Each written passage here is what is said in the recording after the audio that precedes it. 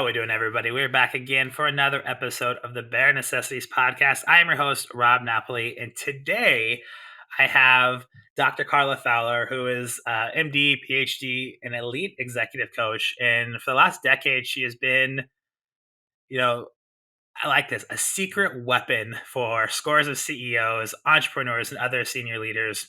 Her unique approach combines research from performance science with timeless best practices to help top performers level up and achieve their goals. Dr. Carla Fowler, thank you so much for joining the pod today. How are you doing today? Rob, I'm doing great. This is going to be fun. I love it. Well, I'm excited to have you here. Um, and I have two first questions based on the prep show and the original first question. So let's go with the original one first. How the fuck does a medical doctor become an executive, lead executive coach? How did you, or why did you leave the medical profession and decide to be a coach? That's such a great question because it was not a popular decision. And I think there was definitely a lot of WTF going on. I think something to just know about me is that, you've got this lifetime. I knew you need a job, you need to be able to support yourself. But I've always been a person who wanted to do stuff I was interested in. And it turns out like what I've always been really interested in is I like doing challenging things. I like learning things. I have always been really interested in people. Like even, in elementary school, like I think I was busy looking around like, how do people do stuff? Like if some kid was popular, why are they popular? Like what is it? What are the dynamics at play? And not in a very sophisticated way as a fifth grader, but and running experiments, and I think that I liked math and science and I liked solving problems. And so ultimately, this is sort of how I ultimately got into doing an MD and a PhD. And it was a great program. It was funded, so I didn't have any debt. And I got to learn for like 10 years. And then ultimately, I was studying to be a surgeon. I was in residency. So think like Grey's Anatomy not quite like that. Not none of quite, but us, kind of. none of us were as beautiful, and we all were like underslept and smelled bad. Like, it's not a very romantic actuality. But I think one of the things that I did learn about medicine, I really found it meaningful to work with patients and help people, but also there are a lot of constraints in the profession. You kind of get one thing in life if you're going to be a surgeon, and you also have to think about like where are your greatest strengths. And I think for me, one of the things I learned was that I loved thinking about performance. That's part of how I got into surgery in the first place. Was it's a bunch of people who really like to think about the performance of their craft. How do you level that up? But I felt like on the human systems part of it, it was not as high performing as it could have been. Like there's just a lot of work to be done and the system's overtaxed. And ultimately, I think I wanted more autonomy. And so I jumped off the boat and kind of went into the entrepreneurship of saying, how do I focus on performance? How do I help people with it? Like, not to go be an academic. How do you like help people with it? And how can I build my own thing? And that was really exciting to me. And also scared as shit. I mean, usually the most impactful things should scare you to some degree, you know. Um, so we're gonna come back to that, but in this kind of theme, as we were talking pre-show and getting and prepping for this, you mentioned that you're a digital nomad and you're currently up in I think Wyoming and then moving out to Maine in the summer. When you were as a doctor, right? If you were becoming a surgeon, you had been pretty tied to one place, the hospital you're at.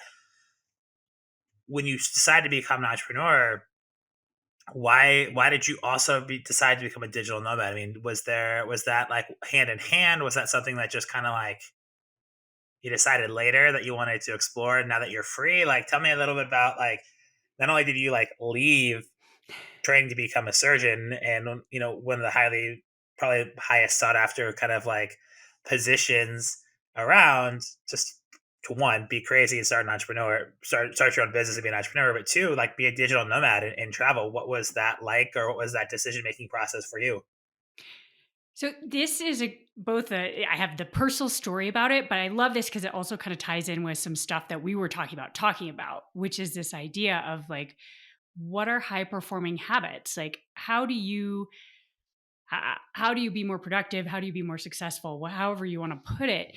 And I think one of the most important questions is progressively asking yourself. I can call this um, WTF DYW. You got to ask yourself, what the fuck do you want? What do you want?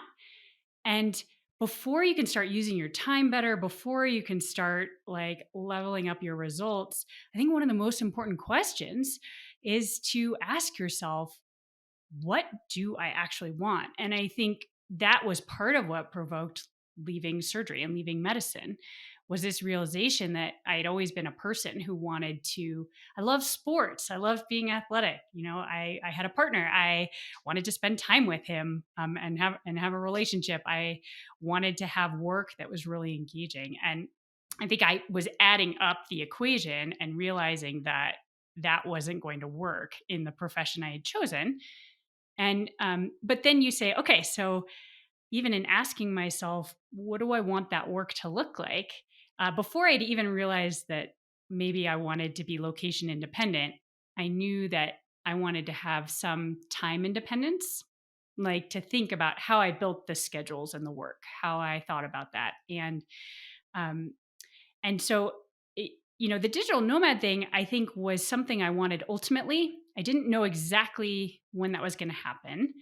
I think I knew that it would be easier to establish myself in a community, like face to face, really build that trust and a reputation. And so that's where I started. Like I had an office in Seattle, I saw people in person. But I always had that in the back of my mind. I want us to be able to travel. I want to be able to live in some different places. And because I had some specificity about that, I was able to take some remote clients early to kind of just get a sense and start to troubleshoot that process. Like, how do you work with someone on Zoom in a way that makes them not just like glaze over? uh, how do what are the platforms you need or the systems you need? And and then when the pandemic started in 2020, because in my mind I had it that this was a plan I was going to be building towards. It was a moment where it was like, this is the moment. Like nobody wants to see you in person. No one wants to come to downtown Seattle. I don't know if you remember, but Seattle was one of the ground zeros in the US. Like, um, now's your moment. People are going to get a chance to try this, and it's going to be great, and you're going to make it great. So, I love that. I mean, I think too, going back to that question of like, what do you want? And I think many of us don't know how to answer that question. If I'm being honest, I know there's a lot of things I want, but there's kind of like the what do you want, but then there's the question of what are you willing to work for, mhm, right? And so when you're kind of like saying, I think everything starts with that question. I think that's a really hard thing to ask yourself. So for somebody who does this for a living, if you're talking to a leader, CEO or something, and you're having them ask that question, how does that normally get received, and how do you kind of maybe coach them into, for all those out there listening, I'm sure people are saying, oh, that makes sense, what do I want? And then like you go into that deep, like dark hole of like, what do I actually want? So how do you kind of coach through that, or how do you know, what's maybe some practical tips on thinking about what do you want versus what are you willing to work for? mhm. It's a great question. And I think that knowing what you want is less that it's hard and more that there are some predictable things that get in the way of us asking the question, kind of like the speed bumps. Uh, so I think one of the things is, but to answer your specific question, I think we often get blocked by when we think about the work that we haven't even really been explicit about what might be the work. And I think the first place to go is to try and get really specific about what you think you want separate from the work. Because often we think, like, well, I might want that, but I have no idea how to get there. And so that can be a reason. sometimes you think, well, that would be a lot of work, but we haven't actually defined, like, we have it as this like big gray cloud. But we haven't actually said, well, what work would it really be? Or what might it look like if I actually gave myself a longer timeline? Like sometimes we think about, well, if I want that by next year, oh goodness, that's going to take a lot of hours. But what if I said I want to build a 10-year plan to get to that? Suddenly, that might look like a small amount of compounding every day, like a smaller thing, but um, it might not actually be that hard. Um, Uh, So you brought up a couple of things there, right? And kind of detaching from the work a little bit. And I talk about this on other episodes of my podcast that there are kind of two types of people.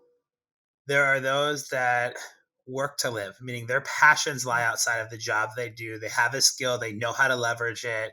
They're happy to go to their 9 to 5 and work so that they have, they can travel, they can have a family, they can be involved in other societies or organizations, right? There's a lot of people out there that have the kind of work to live mentality and their passions lie outside. And then there's the other subset, which I fall into, it sounds like you fall into, which is like your work is your passion. And at times it's hard to decipher, well, what is work and what is not. Right. And like, I don't know, there's been days where I'm like, wait, am I working? Am I not working? Like when I get to do this podcast, for example, I started this with a very simple reasoning of there's so much bullshit out there. We'll get into some of the bullshit about high performing habits here in a minute. Right, there's a ton of bullshit out there, and I wanted a place where I could talk with entrepreneurs about the real. That's why it's called the bare necessities. One, to get the song stuck in your head, and two, it's like we talk about things that and everything's linear and not everything is exciting. And so I kind of I bring that up of like the work for the passion, but you're talking about kind of breaking that out. I think that's really hard for people to do is to break out what are passions, what are work, what are they good at. And I think taking that step back and kind of detaching yourself from the job and asking yourself those questions and then putting a plan and then figuring out where does the job fit in, where does the passion fit in, what is this society, what does this society work out. I think that's a really helpful way for a lot of people to just sit with themselves for a second. And I would even recommend like grabbing a cup of tea or a cup of coffee and having that conversation with yourself and writing it out. yes, I love that you said writing it out because it it can seem like this extra, maybe unnecessary step, but the process of trying to put something in words definitely tells you how much clarity you have. And the other thing I love about, like, have a cup of coffee, make it fun. Like, put on your favorite music, something that puts you in a good mood. It doesn't have to be like deeply dark and serious. And here's the other thing, you don't have to like get it right. In fact, what we want is this evolving thing. And, but I find that I call this like looping or like the spirograph. Did you ever like, are you familiar with the spirograph? Was that around for you? When I was Yes, a kid, it was I am. around. Yeah, But I'm okay. familiar with it. I'm So, still, I'm still in that age group that I understand. okay. There's probably a lot of people out there on this show where they're like, "Wait, what? I don't know." I know, that's Yes. why I'm like, okay. So the spirograph, there's little like stencil tools that you like pin one part of it down and then you take a pen and you run it around a bunch of times. You create this pretty floral design because it shifts just a little bit every loop that you make. And this is what I recommend to deal with the challenge of the what do I want? It's the if you ask yourself that question progressively over time, number one, we get more clarity. And it's okay if what you thought 6 months ago, you now are like, well, that's actually not quite right.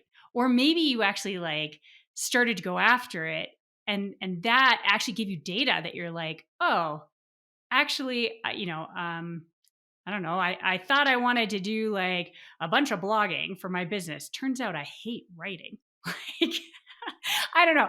But the point is, you learn things once you sort of state something and say, maybe it's this. And then you go live and you work and you embody that and it teaches you things. And then you get a better idea and you over time. And I think it's important to not think you have to get it on the like first go.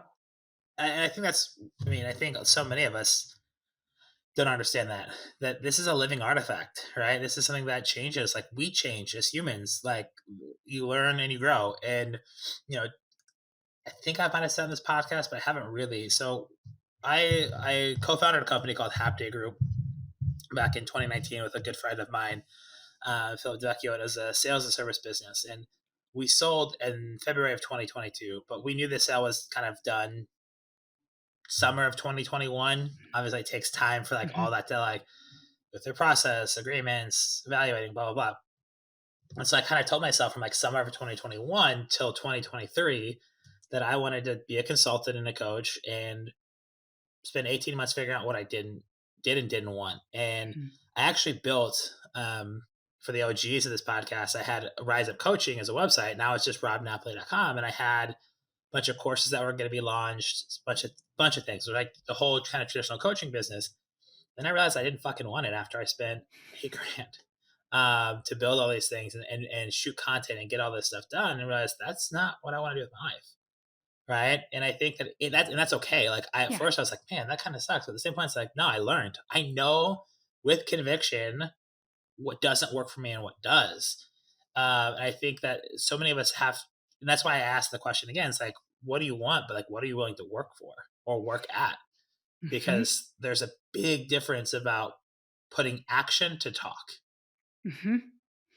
Yes. So I want to get into that with you. You know, when we talk about high performing habits, we see out there in the world a bunch of bullshit, right? To be a successful entrepreneur, you have to get up at 5 a.m. You have to do this. Like, no, you don't. If you're a fucking night owl, do not get up at 5 a.m. Like, if you're a creative person at night, you're not going to be able to biologically change your body to be a morning person. That's probably not possible. So you don't have to fucking do it.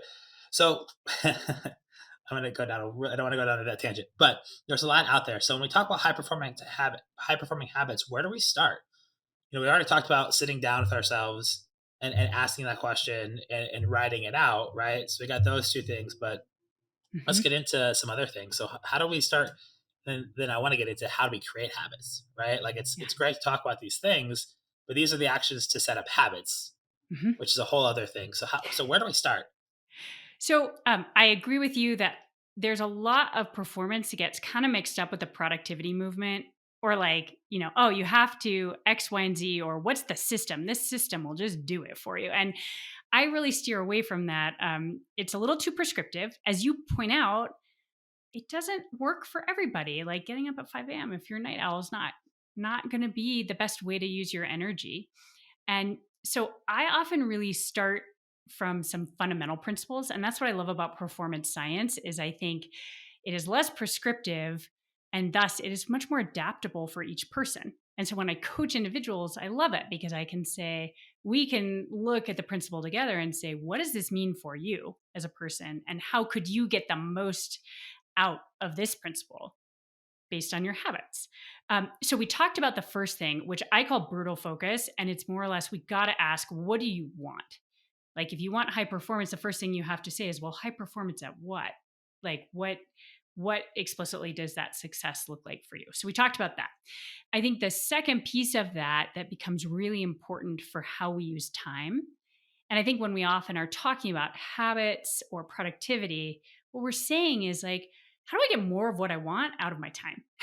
And maybe even how do I enjoy that time better? So, this point of you're saying, what do you really want to work for? Well, some of that has to do with how much you can enjoy that experience of doing the work. And it could be the same work, but doing it in one place or in one way, you just hate it. Like, you're like, this job sucks. But if you were actually able to do it in a different way, you might actually really enjoy it. So, I think so. The second piece of brutal focus is we really have to ask ourselves, okay, given that that's the thing I want, what do I actually think are the big drivers towards that? And this is one of the places where we can eliminate a lot of the stuff or the noise that you just brought up. Like to be a successful entrepreneur, getting up at 5 a.m. has nothing to do with it. Now, whether or not you are, uh, I would say there's two big pieces of entrepreneurship. There's making stuff and there's selling stuff, and you need to do both. And so, like, often the drivers are, have you created value? It's a service or it's a product, it's something that people actually do want. And then are you actively finding ways to connect with who wants it?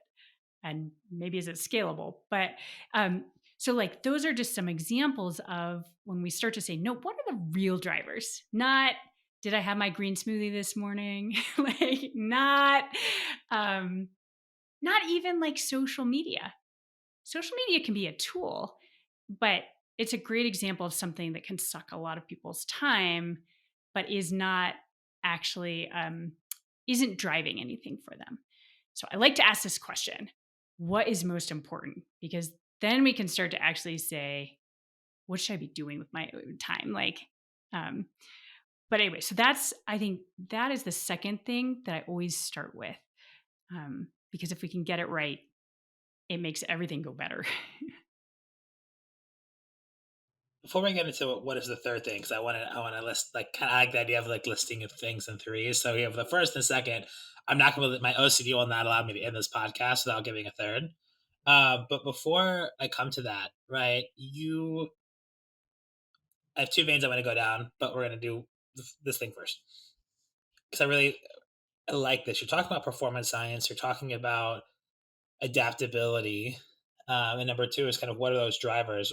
Thinking about your journey and your path to this. What what happened to you, or where was the moment in time that you realized that what you were doing and your drivers didn't match up? Right? Like the work that you were doing, the time that you were spending, and your drivers. When did you realize that those didn't really quite match up in your life? Was it a moment? Was it a combination of experiences? Do you remember that time? Is this like before I went into coaching or during the kind of entrepreneurship journey? Either. Either.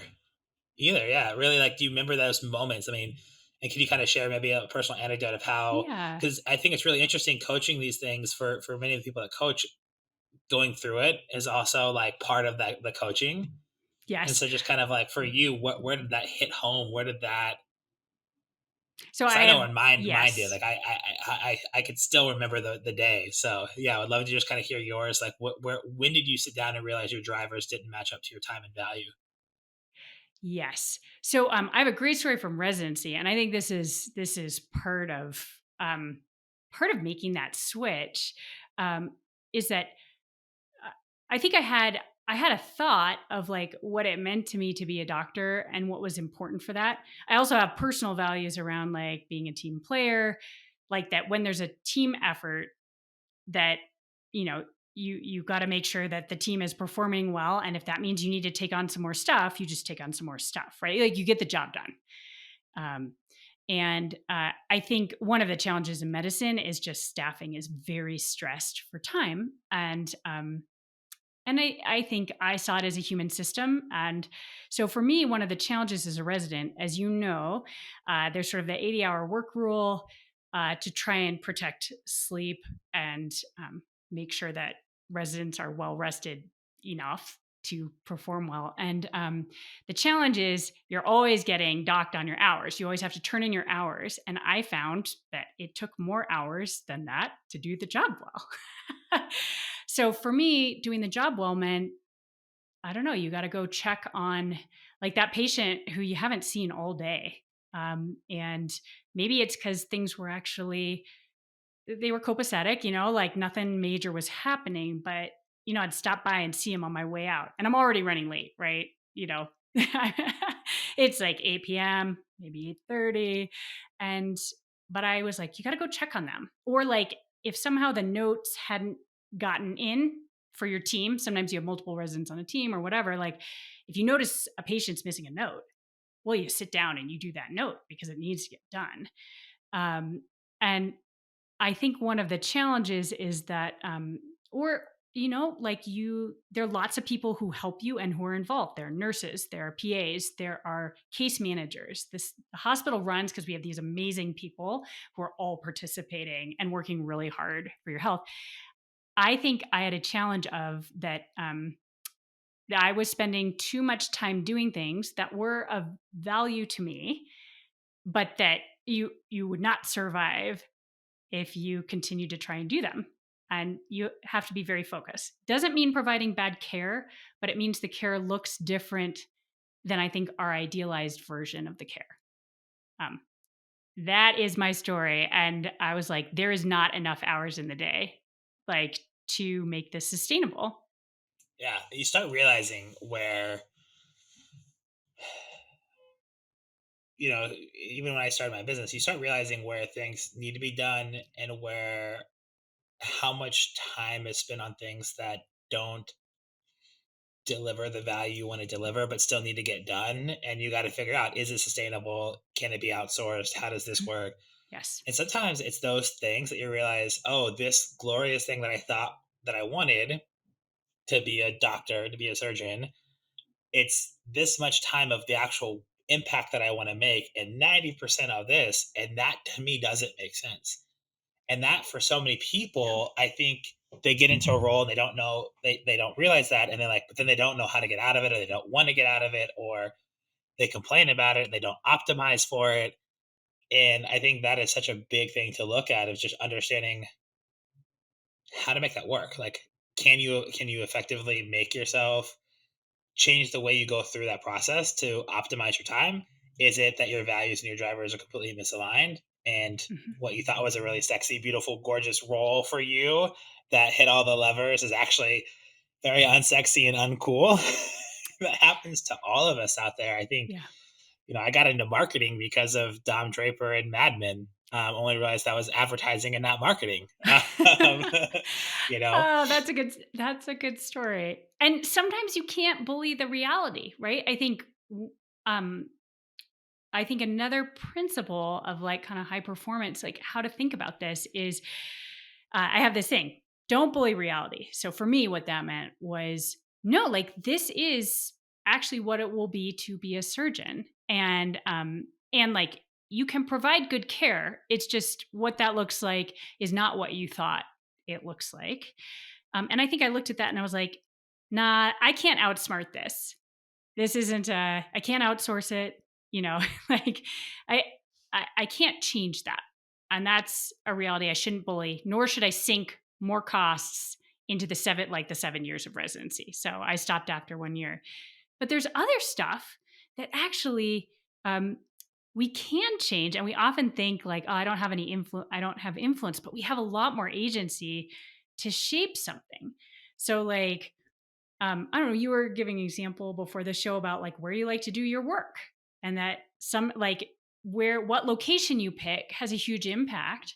And so for you, doing a job where you have some flexibility about where you can go work, that's something you have had some influence over.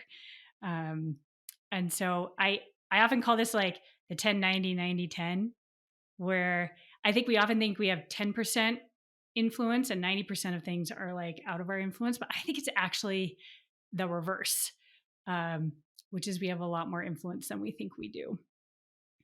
and I think that I love that you share that, because I think so many of us are afraid to leverage that influence by even just asking the question. And not only asking the question to yourself, but to, if you're sitting out there and you're listening and you're not a business owner and you're like, well, how do I make that work for me? Well, ask your boss.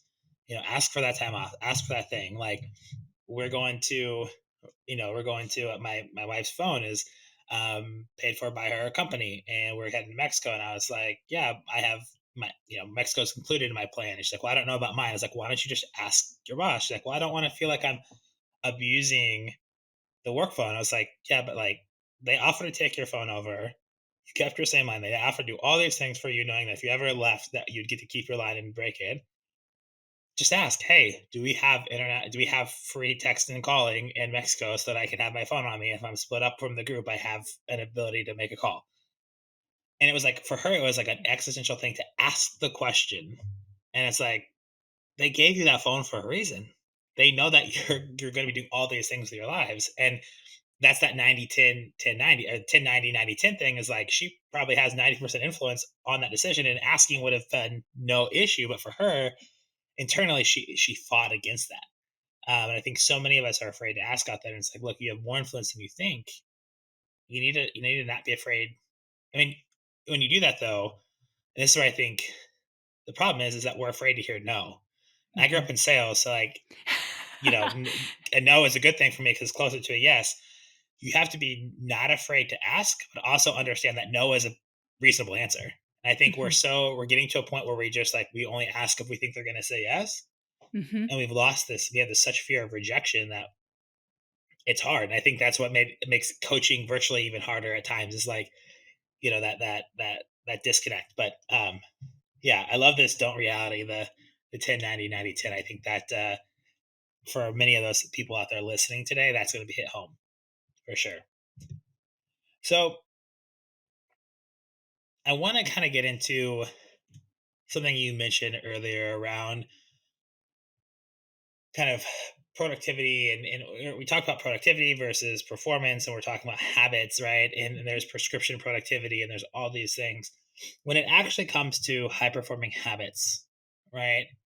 And putting that into, obviously we're not going to, we could probably do a whole like 50 pod session on how to create high performing habits, right? But what are, as we're trying to build habits, what are some maybe tips, tricks, or tools tangibly that we can take away, that if somebody out there is listening, like, I really want to become better at XYZ, or I want to start creating some better habits, where can they start? What are some tips, tricks, and tools that you have as like some good places to start without, on their own?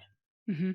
So I think a great place to start is, let's just assume you identified something you think you might want.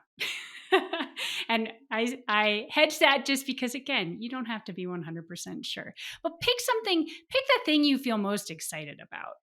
Like that you just have that kind of gut of like, oh yeah, I want that. Like maybe it's I want to be healthier, I want to exercise more in 2023 or whatever it is, or I want to uh I want to really invest in my sales this year. um but like pick something like that, and then the thing that I think is most important, I just call this the 90-90-90 methodology for building momentum. And it's meant to basically get rid of a lot of the blockers that make it hard to form a habit. So I say you pick the area, and then the most important thing is you start working on something. Now, if you can pick something that you're like, oh, yeah, I know that I could make more sales calls, let's just say, then you already sort of know what the thing is. Sometimes we don't start because we don't know.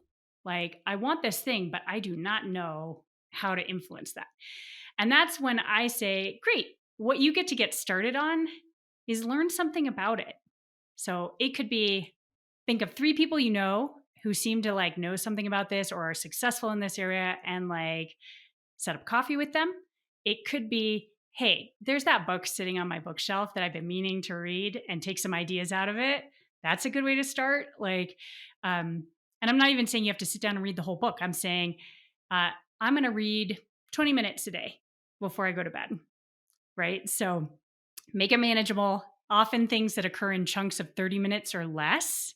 So make it small. This is totally from Tiny Habits, by the way, which is a great book on habit formation if people are interested. Um, BJ Fogg, I think, is the author. But make it small.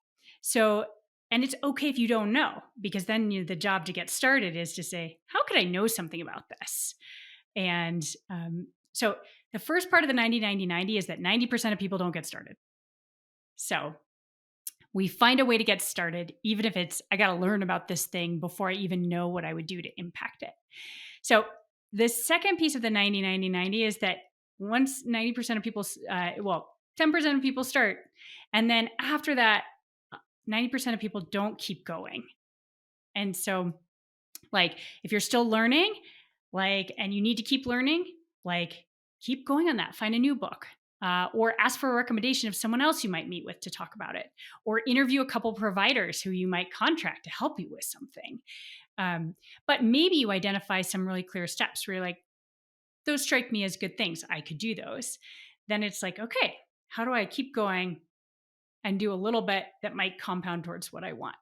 Um, so then the key thing is that, notice I'm not saying like, don't try and improve it, just try and do it and like get the satisfaction, reward yourself for like, I did it. Because the third 90, that is where we get to improving what we're doing. But the problem is we often try and start improving things that we're doing like right away, and that just kills our fire. It's like hitting the brakes every time, you're trying to drive down the road and like hitting the brakes 20 times before you hit the next block. Um, it just kind of kills our natural fire. And so I always say break it up into 3 steps. Get going. Don't stop. Just like make sure you keep working on the thing. Keep it in front of your focus, uh, front of mind. Um, and then once you've kind of really gotten into the sense of you understand this thing you're working on, like you're doing, and you know how to get yourself to do it, that's a moment when you can start to say, are there any changes I'd make to that? Like now that I've had maybe a month or more of just doing the thing, that small, impactful thing, what might I change? But I like to keep it small because um, the most important thing I think is maintaining our momentum on something. Like when you're on a sailboat, as long as water is flowing over the rudder, you can steer the boat. The moment it like stops, you can't steer it anywhere. Yeah, I love this. You very eloquently stated what I've told people before. I always talk about like goal markers in the sand, like keeping it small, putting it in the sand so that you can like climb up the mountain. You pull it out of the sand and you take that goal marker and you put it in the next one, right? Like for many of us, the best example is like losing weight, right? We put things in the future tense. I'm going to lose 30 pounds in the year of 2023. Mhm. That's a big goal versus like I'm going to lose 5 pounds in January. Then I'm going to lose 10 pounds in February, right? And if you like put these small goals and you put it in the like the current tense, like I'm going to do, you're more likely to put that time, energy, and effort into doing it, right? And so I always talk about putting goal markers in the sand as you're Mhm. climbing the mountain because guess what? There's always going to be a new mountain to climb, right? Once you kind of create that consistency, but to stop thinking too big. I think too many people put these big goals who try to manifest it, and people that manifest the things they want manifest. I think I don't want to say manifest small in a negative way. They manifest realistic things, and they go about putting action to that. And Yes. manifestation happens, and I say this about luck, right? Luck happens when opportunity meets preparation, Mhm. right? We all need a little bit of luck Definitely. in life, Yeah. but you create luck, and those that seem to be lucky put themselves in positions to always be successful Yeah. because they're putting into action. They're not just sitting around waiting on the couch for the money to drop. Yeah, they may go be playing a lottery, but they're working 3 jobs to hustle, blah, blah, blah. And like they're putting good out. Mhm. So I love this idea of make it small and make it manageable because that I think for many people is so hard. We want to change. And I love that you brought this up.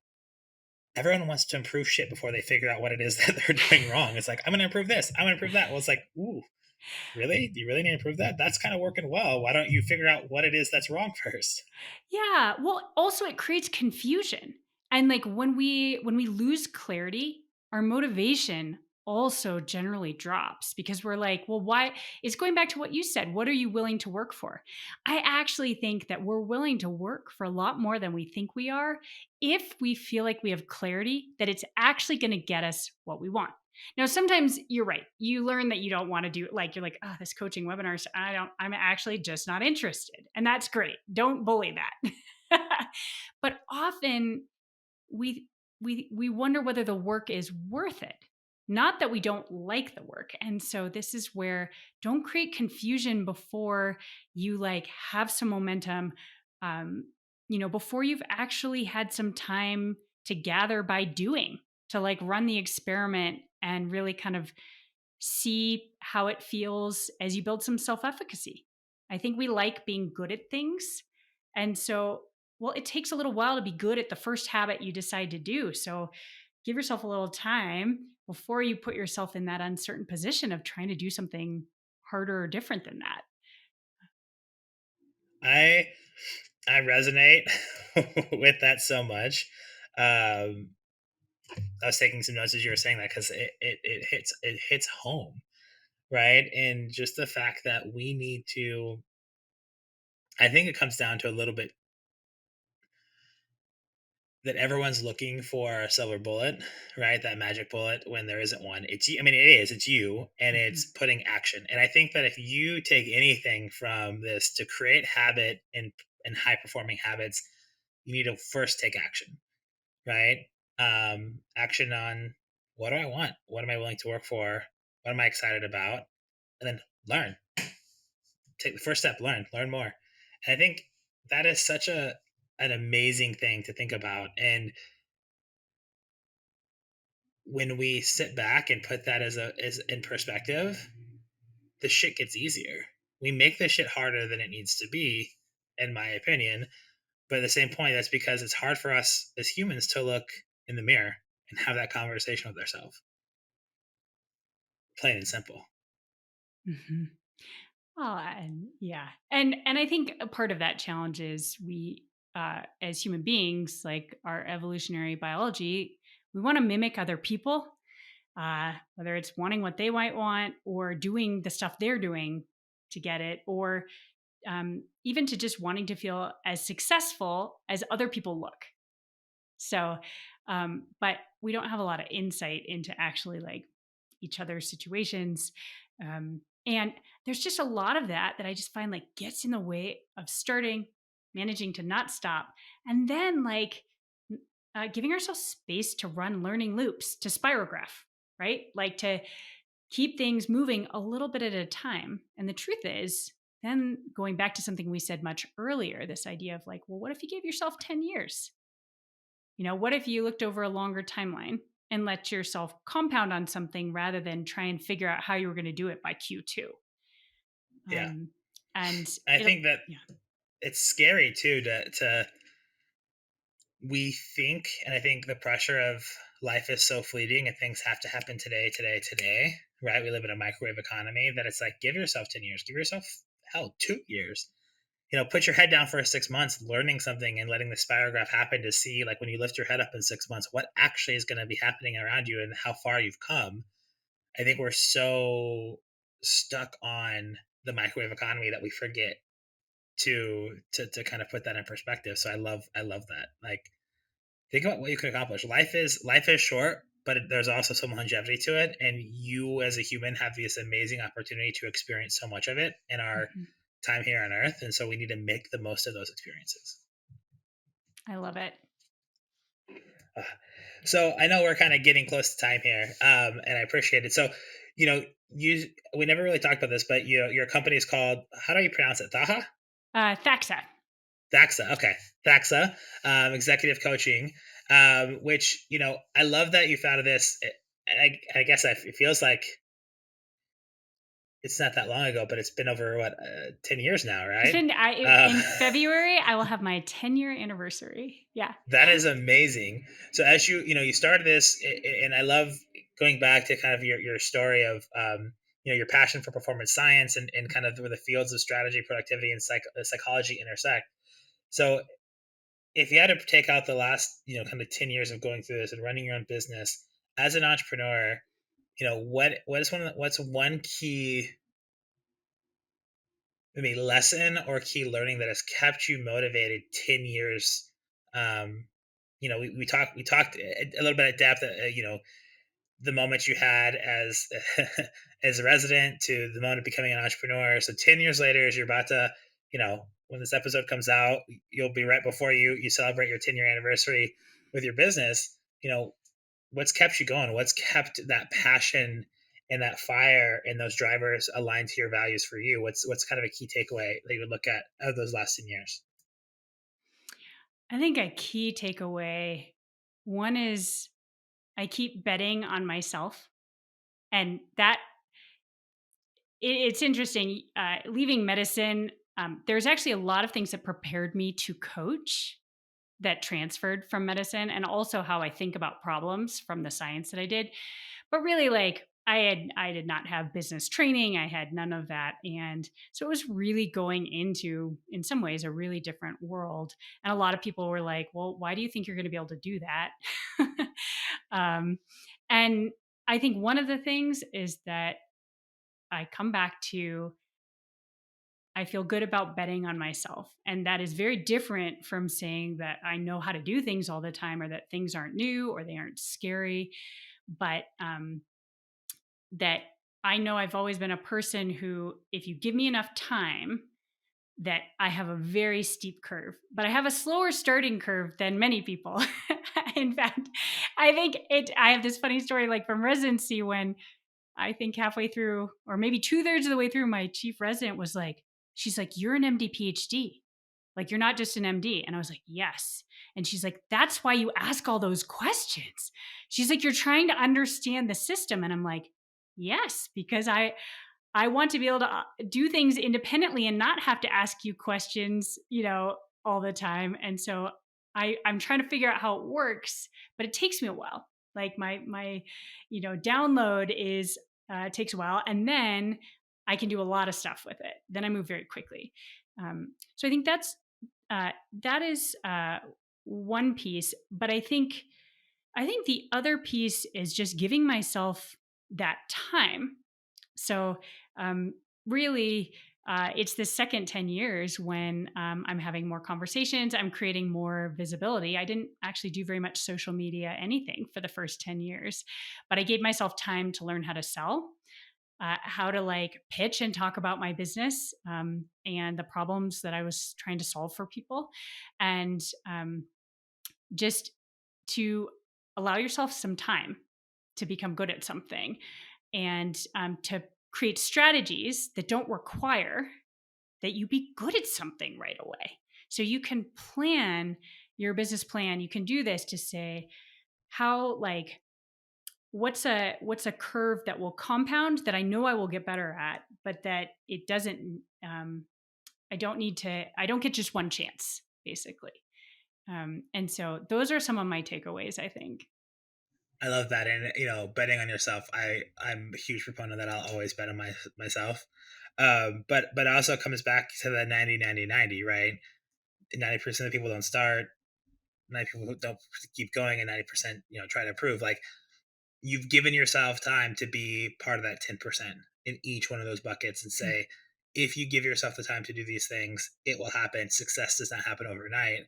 And it's through those lessons that you feel more confident going into the next 10 years. And I think every major key business owner in this world of, this is why I started this podcast, making things look sexy. It's all overnight success, but no one saw the 7 to 10 years behind the scenes to be successful when the time came. So I appreciate you kind of sharing and highlighting that. Carla, I had a lot of fun. I know I could spend hours with you on this call. Thanks, Rob. Where can people find you? Where can they get in touch if they want to learn more about you, what you're doing, or potentially hire you for something? So, a great place, if you're just kind of interested in performance science, a great place to follow me is LinkedIn. So, whenever I'm having conversations, and each one's a little different, and we cover different principles. So, I'm at Carla Fowler on LinkedIn. And so that's a good place to follow me. And then if you're interested in coaching more specifically, my website is at thaxa.com, THAXA. And there's a lot of great FAQs up there. But there's also, you can message me through the site. And I'm always interested in finding my next great client. And so if that's a conversation that would be helpful, we can set up some time to talk more about it, what that might look like. Awesome. I will make sure to drop all those links in the show notes. So the website, the LinkedIn. I'll also even add in. I know you're starting to get going on Twitter, so I'll add in your Twitter handle in there as well. So if you'd like to connect with Carla, all the links easy to click on. Carla, thank you so much for joining us here today. I appreciate having you on the show. Awesome. Thanks, Rob. It was a pleasure. You bet. Bear Nation, once again, thank you for tuning in. Until next time, stay well and rise up, y'all. Bare Nation, thanks for listening to the Bare Necessities of Entrepreneurship. If you enjoyed this episode, please subscribe and leave us a review.